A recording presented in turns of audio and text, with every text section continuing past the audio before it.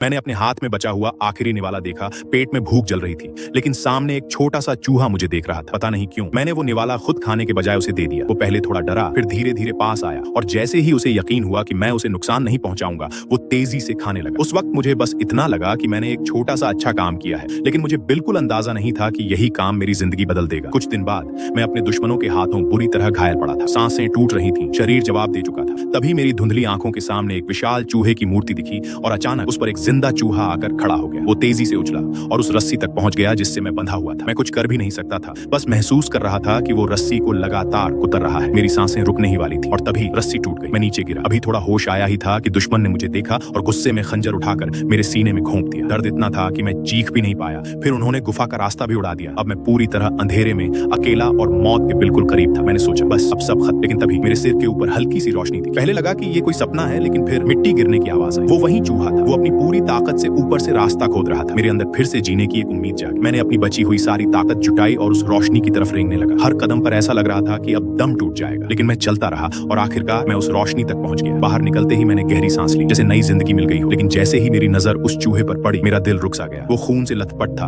और बिल्कुल शांत पड़ा था। मैंने उसे अपने हाथों में उठाया। तभी मुझे समझ आया, जिसे मैंने एक दिन बस एक निवाला दिया था, उसने आज अपनी पूरी जान देकर मुझे बचा लिया। उस पल मुझे पहली बार एहसास हुआ, कभी कभी सबसे छोटा सा अच्छा काम भी किसी की पूरी दुनिया बदल सकता है।